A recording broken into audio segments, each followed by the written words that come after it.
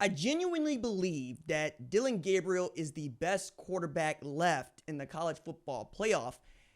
And I think he's the most terrifying of those quarterbacks as well. I'm talking about why that is, why I think Ohio State is really prepared for this, but also why you just don't want to pull this guy as you're getting closer and closer to trying to play for this championship. What's up, kinfolk? It's RJ Young. I am not on a step mill. If this is your first time watching the #1 college football show or your 1000th and you have not subscribed, please subscribe to the channel as we're pushing for 125,000 subscribers to the community. We're having a really good time talking college football here. Leave a comment below.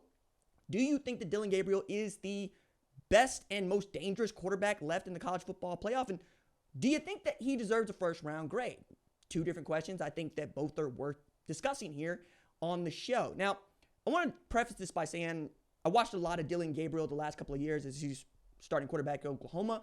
Many of you know that that's really where I'm from. That's where I come up. That's my squad. So to know that Dylan Gabriel was putting up some gaudy numbers in 2023, there was this big conversation later on this year about why Oklahoma let Dylan Gabriel walk. The truth of the matter is, didn't really let him do anything. It was, hey, we got this guy Jackson Arnold. We think he's going to be pretty good. You told us you're going to go to the NFL. We wish you well going to the NFL. Jackson Arnold went for 300 yards in a loss to Arizona. It was the last time he threw for 300 yards at Oklahoma. Dylan Gabriel got back a draft grade that was crappy and decided he wanted to play one more year of college football. And Will Stein, who I think is one of the best coordinators in the country, that man is sitting pretty waiting for, I think, a really great Power 5 job when it opens up, Power 4 job when it opens back up this next cycle, if that's what he wants to do. He went and got Dylan Gabriel because he saw what he could do with Bo Nix. And frankly, Dylan Gabriel's a better quarterback than Bo Nix. I think that he's got better awareness. I think he's more accurate. I think he's more patient. The thing that really holds Dylan Gabriel back is the thing that's not in his control. He is 6 foot, 200 pounds, which is a tall man by our measures, but it's not very tall in the NFL. The measurables that he has comparable to are Brock Purdy, 6'1", 212. Both of those guys, by the way, outstanding college football quarterbacks. And Brock Purdy played in the Super Bowl. He's that good. He can get you there, right? That dude being Mr. Irrelevant and being able to operate Kyle Shanahan's offense is telling you a lot. I think that there's room for that kind of a player in Dylan Gabriel. Problem for them also alongside that is he's older than Anthony Richardson, right? He is an older quarterback, but so is Michael Penix Jr. So was Kenny Pickett, who came in relief of Jalen Hurts when Jalen Hurts went down. Like, we can keep throwing the he's older than card at almost anybody. Stetson Bennett also comes to mind. But when I look at Dylan Gabriel, I see a dude that is not really going to be hurried, who's in complete control of the offense. And if given time, he's going to hit you down the middle. He's going to hit you on the outside. He's going to get that wide receiver screen out to some playmakers.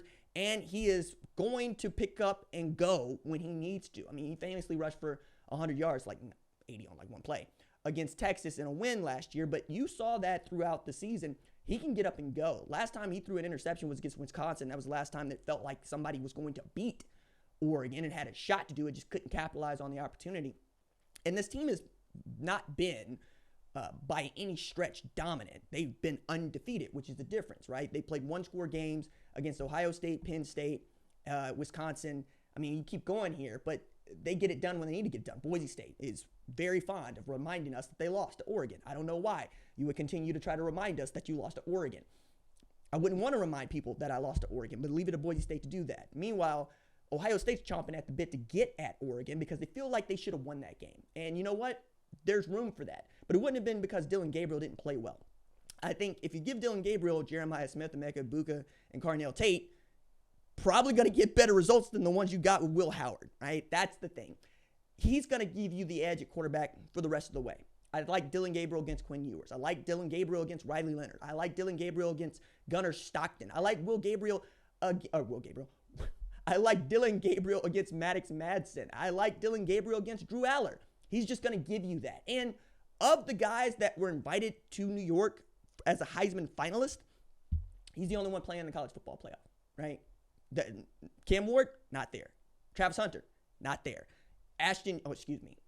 Only quarterback. Ashton Janty is in the college football playoff, only quarterback. My bad. Ashton Jeanty, who needs 132 yards to get past Barry Sanders' single season rushing total of 26-28.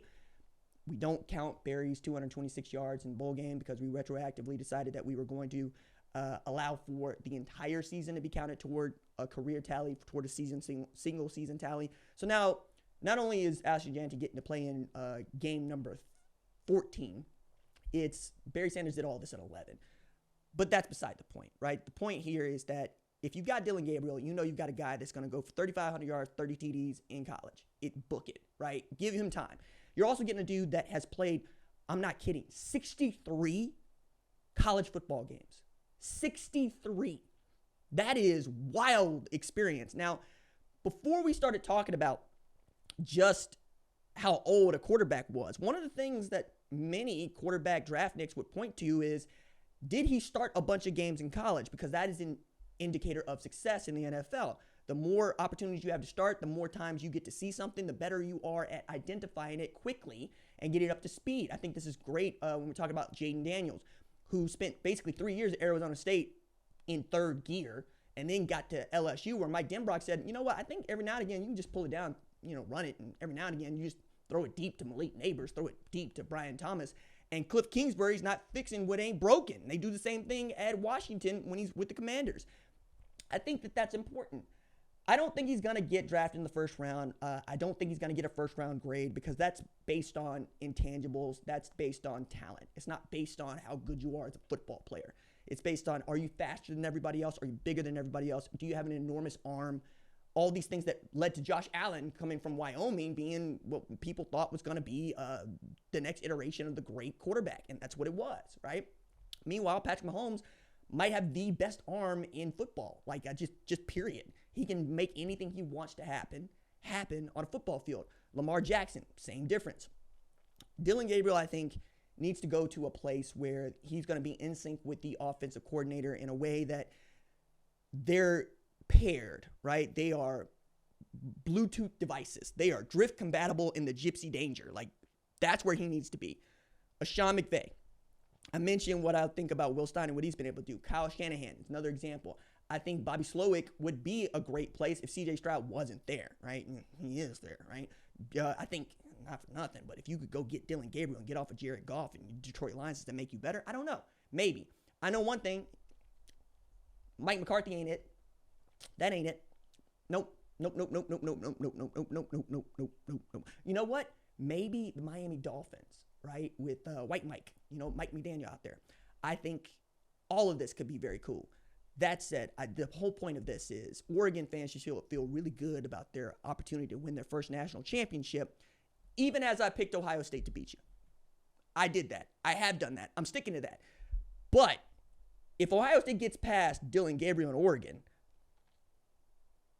who do you think's going to stop them?